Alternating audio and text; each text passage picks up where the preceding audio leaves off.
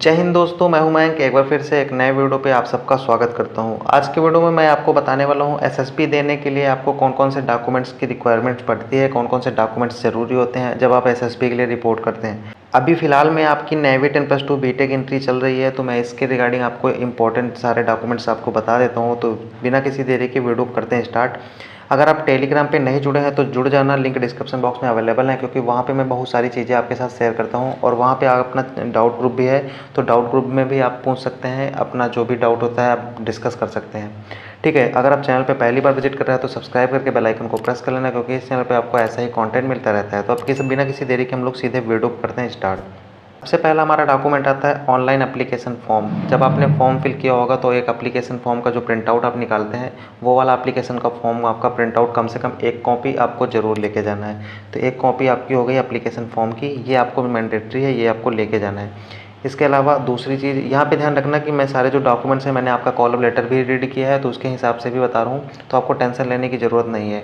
ज़्यादातर documents same होते हैं, सारी एंट्रीज़ के कुछ कुछ चेंज होते हैं, मैं आपके साथ वो शेयर करता हूँ। दूसरा आपका जो इंपॉर्टेंट डॉक्यूमेंट्स आता है वो है आपका कॉल लेटर। कॉल लेटर का प्रिंट आउट निकलवा लेंगे, वो उसको आपको लेके जाना है। ठीक है, अब यहाँ पे कॉल लेटर तो हो गया। इसके बाद जो नेक्स्ट हमारा डॉक्यूमेंट्स आता है वो हमारा आता है मार्कशीट के ऊपर आ जाते हैं, क्योंकि सबसे पहले आपने एप्लीकेशन फॉर्म को फिल किया, फिर उसके बाद आपका कॉल लेटर आया, उसके बाद आपका जो मार्कशीट आते हैं, तो मार्कशीट में आपका सबसे पहले आता है 10th की मार्कशीट। 10th की मार्कशीट मैंडेटरी है। और ध्यान रखना एक चीज़ कि यहाँ पे जो भी डॉक्यूमेंट्स आप लेके जाएंगे सारे ओरिजिनल डॉक्यूमेंट्स होने चाहिए, और साथ में कम से कम 3 फोटोकॉपी आपकी ज़रूर होनी चाहिए सभी डॉक्यूमेंट्स की, मिनिमम बता रहा हूँ 3। तो 10th की आपकी मार्कशीट हो गई। ध्यान इसमें ये रखने वाली बात है कि जैसे कि कुछ बोर्ड्स अलग अलग अपनी की मार्कशीट और सर्टिफिकेट अलग अलग रिलीज़ करते हैं। जैसे यूपी बोर्ड में एक ही में रिलीज़ किया जाता है मार्कशीट और सर्टिफिकेट, लेकिन वहाँ पे कुछ बोर्ड्स होते हैं जिनमें मार्कशीट और सर्टिफिकेट अलग अलग रिलीज़ किए जाते हैं। अगर अलग अलग रिलीज़ किए जाते हैं तो आपको अलग अलग लेके जाना है 10th की मार्कशीट और 10th का सर्टिफिकेट। तो आपका 10th का सर्टिफिकेट हो गया तीसरा डॉक्यूमेंट। मेरे नेक्स्ट हमारा आता है चौथा डॉक्यूमेंट, जिसमें आपको 12th की मार्कशीट और सर्टिफिकेट ले जाना है। सेम 10th की तरह है, ओरिजिनल लेके जाना है, साथ में 3 कॉपी मिनिमम आपको लेके जाना है। 3 से ज़्यादा कर सकते हैं, मैं सजेस्ट करता हूँ कम से कम 5 कॉपी आप ज़रूर करा लीजिए। तो ये हमारा नेक्स्ट डॉक्यूमेंट्स हो गया, यानी कि 4 नंबर का डॉक्यूमेंट। नेक्स्ट आता है फिफ्थ डॉक्यूमेंट्स। फिफ्थ डॉक्यूमेंट्स में आता है ग्रेजुएशन। अब यहाँ पे बहुत सारे बच्चों ने ग्रेजुएशन नहीं किया होगा, लेकिन अगर आपने ग्रेजुएशन कर रखा है, कुछ ने कर भी रखा होता है, तो अगर आपने ग्रेजुएशन कर रखा है तो आपको उसकी मार्कशीट लेके जाना है, उसके सर्टिफिकेट लेके जाना है। अगर आप फर्स्ट ईयर सेकंड ईयर किसी में भी हैं, अगर उसका रिजल्ट आ चुका है तो आप वहाँ तक लेके जाइए। यानी कि आप जहाँ तक अभी स्टैंड कर रहे हैं तो उसको आपकी मतलब लास्ट ईयर तक की जो डिग्री होनी चाहिए वो आपके पास होनी चाहिए।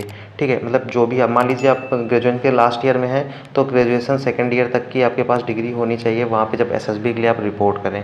ध्यान रखना यहाँ पे ओरिजिनल और साथ में फ़ोटोकॉपी साथ में ज़रूर होनी चाहिए। और फ़ोटोकॉपी आप घर से करा के लेके जाना, वहाँ पे आपको टाइम नहीं मिलता है तो फिर दिक्कत आ जाती है डॉक्यूमेंट वेरिफिकेशन में।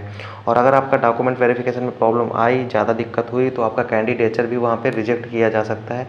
तो आप इस चीज़ के लिए थोड़ा सा अलर्ट हो जाइए। नेक्स्ट जो हमारा डॉक्यूमेंट्स आता है 6 नंबर का जेईई मेंस स्कोर कार्ड।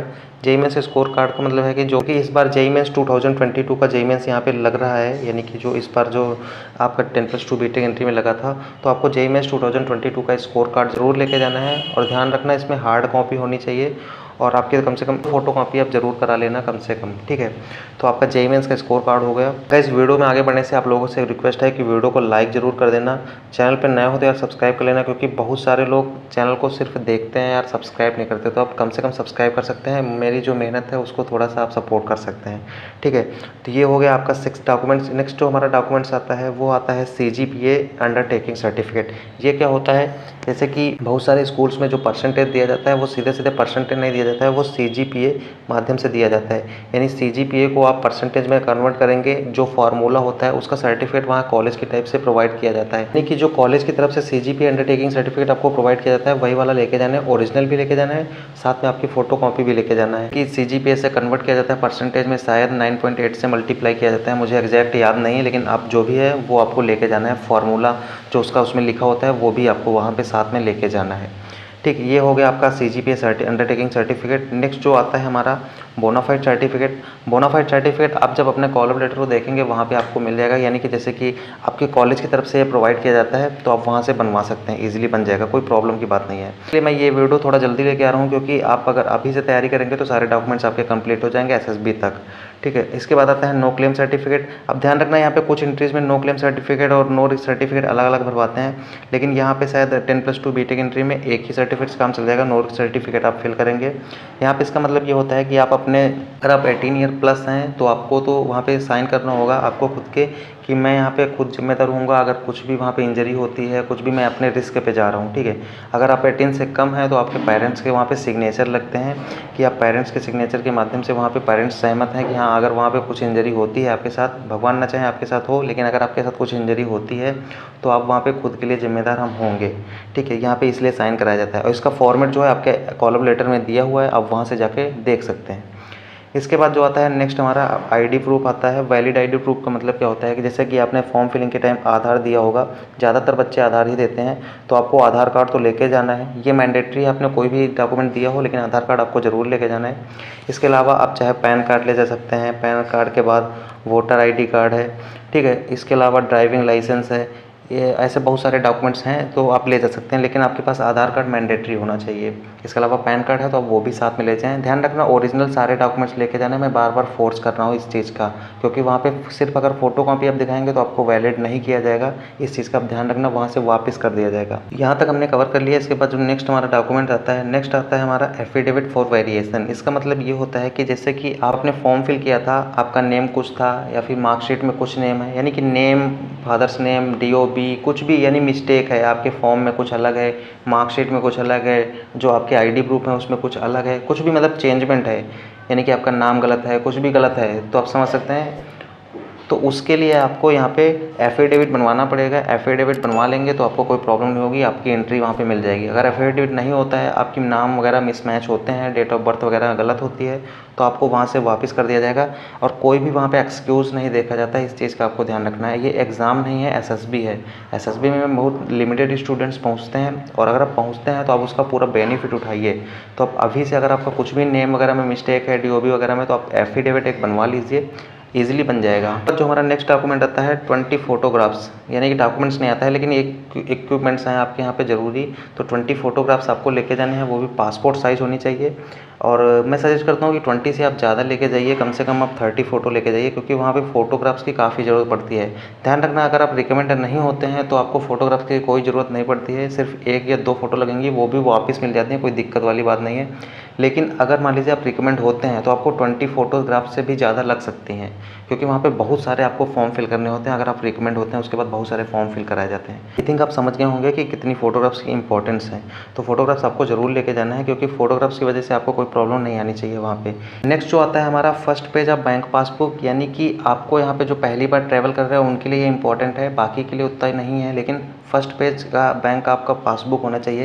यहाँ पे कुछ कमेंट्स ये भी आते हैं कि क्या मम्मी का आपका बैंक पासबुक दे सकते हैं, पापा का दे सकते हैं। तो ध्यान रखना कि यहाँ पे कोशिश कीजिए अपना ही दें। अगर मान लीजिए अपना नहीं है तो आप दे सकते हैं, वहाँ पे ईज़िली आ जाता है पैसा, कोई रिफ़ंड हो जाता है, कोई प्रॉब्लम नहीं है। तो आप लोगों को यहाँ पे बैंक पासबुक लगानी चाहिए, अपनी ही कोशिश कीजिए, अपने बैंक अकाउंट लगाइए। इतना तो आपके पास होना ही चाहिए यार। SSB देने जा रहे हैं, एज अ ऑफिसर ज्वाइन करने जा रहे हैं, तो आपके पास एक बैंक अकाउंट तो होना ही चाहिए। इतना तो मैं एक्सपेक्ट कर ही सकता हूँ, ठीक है। तो आप लोग बैंक अकाउंट अभी अगर नहीं है तो अभी खुलवा लीजिए, 10 दिन में तो सारी चीज़ें ओपन हो जाती हैं, ठीक है, प्रॉब्लम की बात नहीं है। तो आपका फर्स्ट पेज अब बैंक अकाउंट हो गया। बैंक अकाउंट की ज़रूरत क्यों पड़ती है मैं आपको ये बता देता हूँ। अगर आप पहली बार जैसे कि आप SSB देने जा रहे हैं तो आपको वहाँ पे TA दिया जाता है। TA क्या होता है? ये होता है ट्रैवलिंग अलाउंस, यानी कि जैसे आप ट्रेन से जा रहे हैं या फिर बस से जा रहे हैं तो आपको वहाँ पे क्या होगा, उसकी जो टिकट होगी उसकी कॉपी ले जाना है। यानी कि जब आप टिकट कराएंगे, चाहे वो ट्रेन की हो चाहे वो बस की, टिकट की फ़ोटो कॉपी आपको करा लेना है। सारी चीज़ें वहाँ पे हार्ड कॉपी में जमा होती हैं, इस चीज़ का आपको ध्यान रखना है।